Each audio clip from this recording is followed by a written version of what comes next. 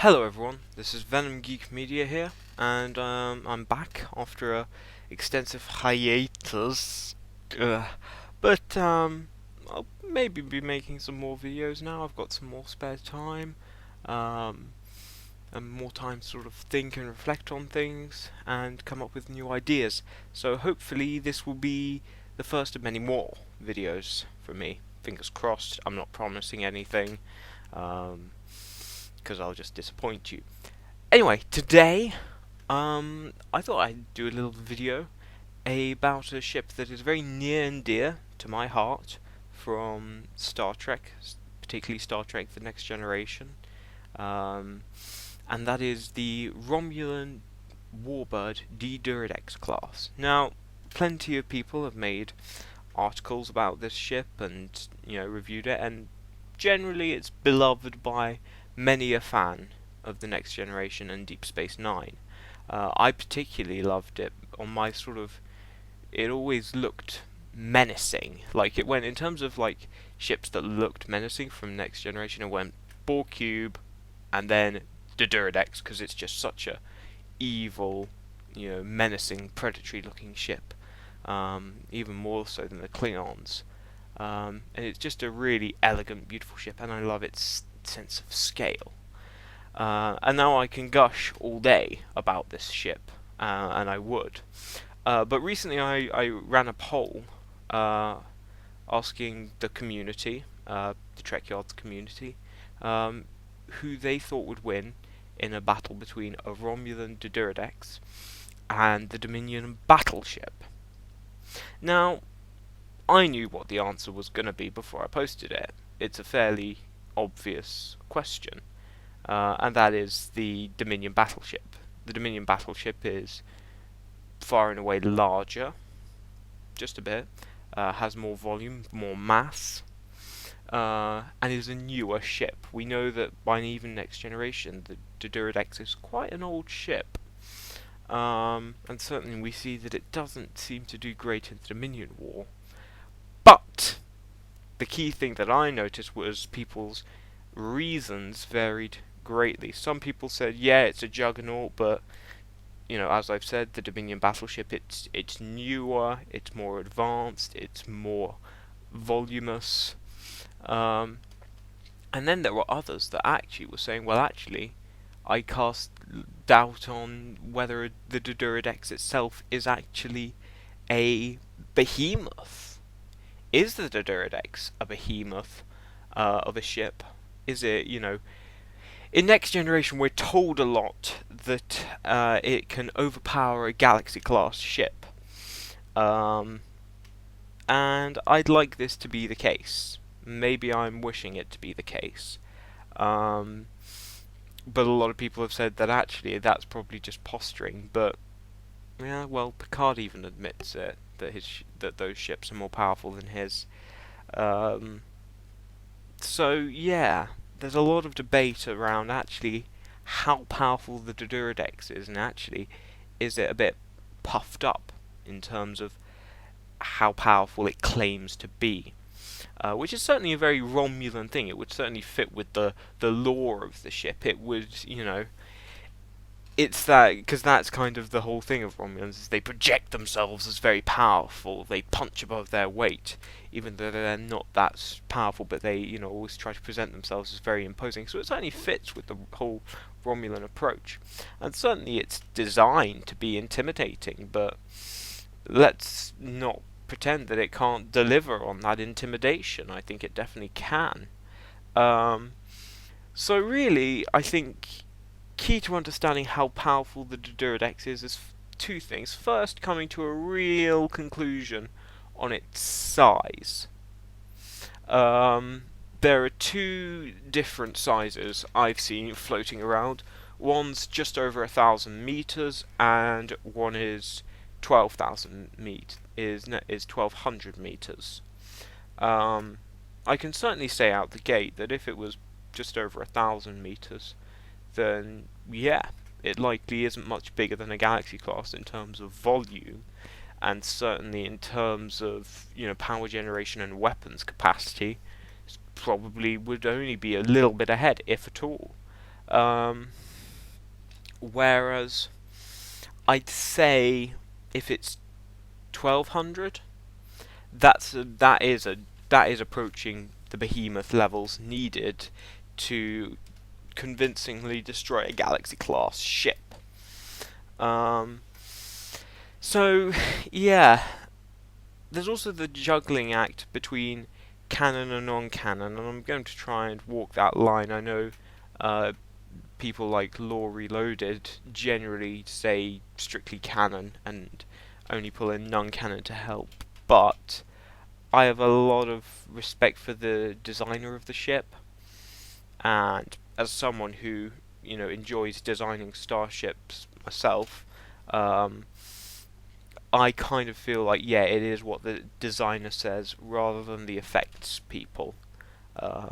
I know that will then lead to contradictions in on-screen evidence, and I will try to deal with that as best we can.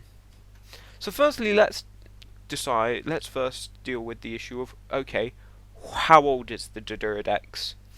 And if you ask me, the D'deridex, clearly it's had time to establish itself as the workhorse of the Romulan fleet.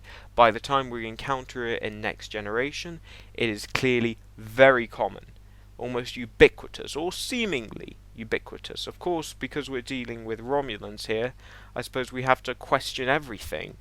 That it's all actually just a trick, and they only have a handful of, like the Galaxy class. But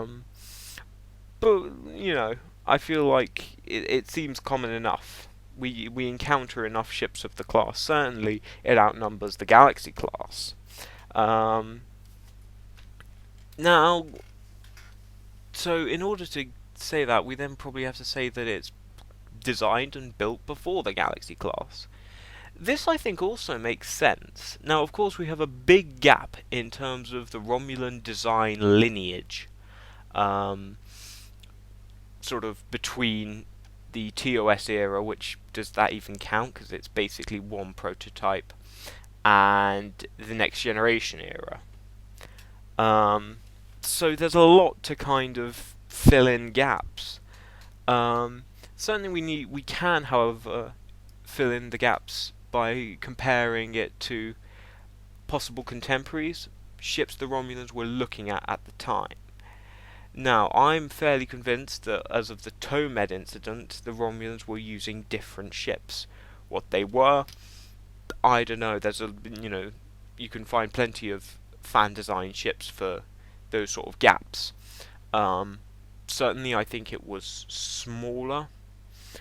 I think it was more in the size range of the Excelsior. Or perhaps smaller. Now, I think the D'deridex is designed to be an overpowering ship. It's a power projection vessel, as Space Doc in one of his videos has already said. He also said that it was a battle cruiser, not a battleship. Now, I'm not 100% sure of that. I think that's pretty vague in terms of throwing around. Certainly in terms of scale. In terms of scale, it's got the scale of a battleship. In terms of its role, it more likely fits that of a battle cruiser. By which I mean it's more intended, I think, to deal with smaller ships. And I say that, but we've been shown on screen that it struggled to take out the horde of Jem'Hadar ships at the Battle of the Amarian Nebula. This is very true. Although, how much of that is just writing and, effects guys. We could probably expect that the Romulans inflicted some casualties, I hope. Or maybe not. However, looking at the size of the ship, it almost certainly was not intended to deal with small escort ships. We can also verify that on the base partially because, as you can see, in the center of the ship, there's that big gap where basically the enemy ship can exploit a blind spot. Second of all, we see that the Romulans have a small Jem'Hadar ship-sized scout, the scout ship. So we can assume that that probably takes on that role. I think instead the D'deridex is more intended as a battlecruiser to deal with medium-sized ships. When I say medium-sized ships, I'm talking sort of heavy escorts and then into frigates and light cruisers.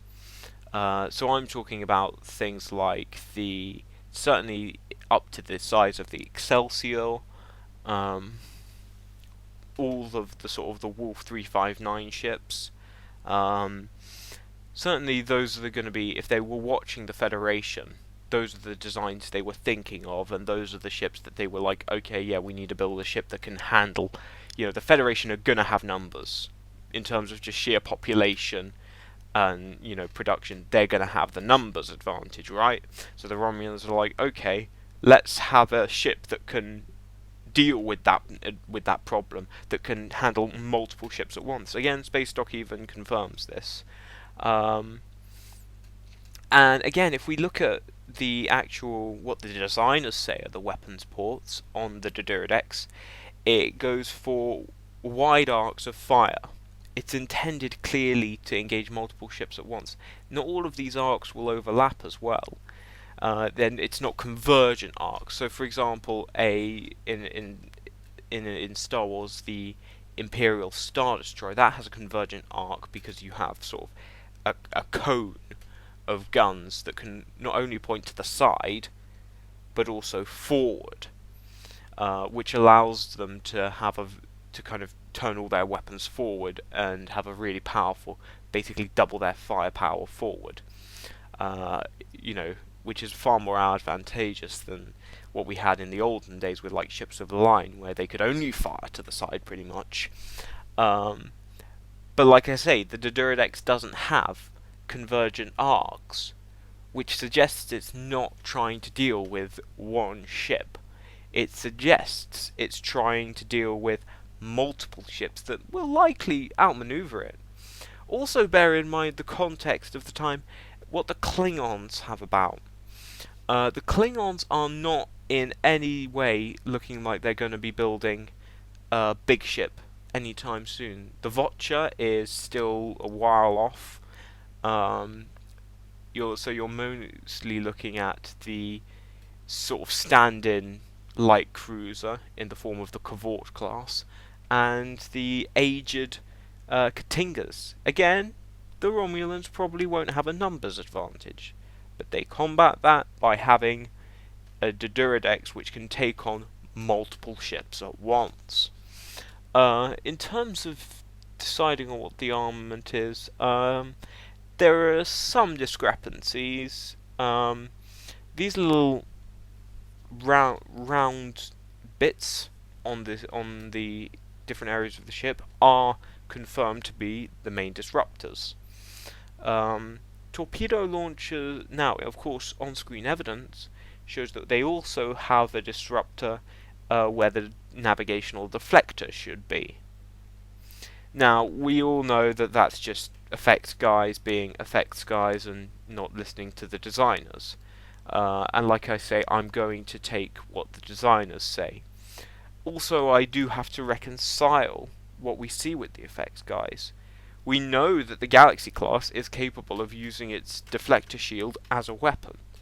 It's not unreasonable that the D'deridex and other ships like the Cardassian Galore would also have that capacity in terms of dealing with reconciling that discrepancy.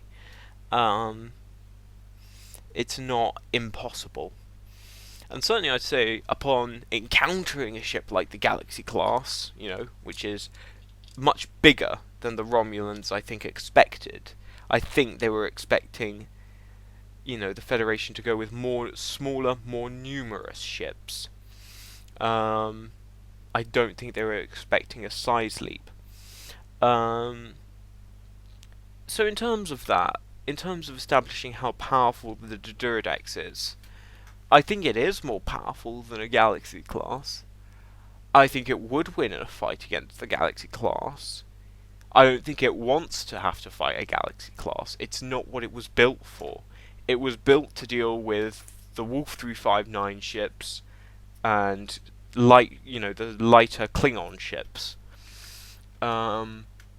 So yes, justifiably we can say it. Of course, it would lose to the Dominion battleship. Like I say, that's like a Star Destroyer. It's got convergent arcs. It's got a cone of forward fire. Um, so of course it's gonna win against the D'deridex. But I think in terms of establishing how powerful the D'deridex is, we also have to bear in mind that it has a quantum singularity, probably more powerful, certainly easier to use at distance than a conventional warp drive, and probably does provide considerable amounts of power. Um, and also it's much more reliable than a warp reactor. A warp reactor requires antimatter and deuterium. As far as we know, this quantum singularity requires none of those things. So it can probably go forever, basically. So that probably means it's more reliable in terms of allowing the ship to fire in combat, rather than what you end up with in the Galaxy class and other conventional starships, where if you hit the warp core, apart from a warp core breach, or you just sever power lines, or you sever the fuel lines, whatever, it's basically useless. And then we come on to the problem, then, don't we, of hull volume. Now, personally, it's very difficult to tell in terms of hull volume. If it's 1200 meters, it does have a little bit of an edge over the Galaxy in terms of hull volume. It does depend whether we say those wings are inhabitable, considering they are curved, but equally saying that the Galaxy has a curved down saucer, I see it as no different then. Crew quarters would probably look the same as they do on a Galaxy.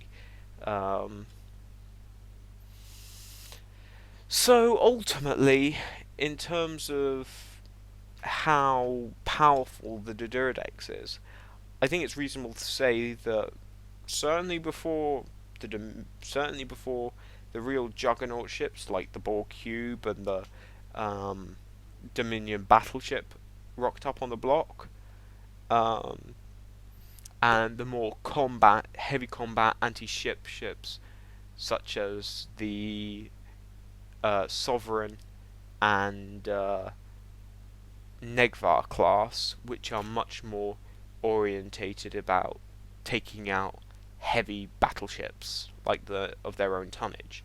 The D'deridex was probably very powerful, certainly by the Dominion War, and also the Dominion aren't fielding any medium cruisers or light cruisers. I think the Dominion battlecruiser is a little bit big for it. Its probably ideal target would be Galors, Cardassian Galors. They're about the right size. I think anything bigger than that, it will start having trouble, and anything too small, it's not going to be as effective. So you can tell I love the D'deridex, but I know that it has its issues, and yeah, it's definitely not as powerful as it claims to be. But that's the whole Romulanus. Certainly, it would still win against a Galaxy class, probably on its own, definitely as a duo. So yeah, that's what I think. But what do you guys think? Let me know in the comments, and I'll see you guys in the next video.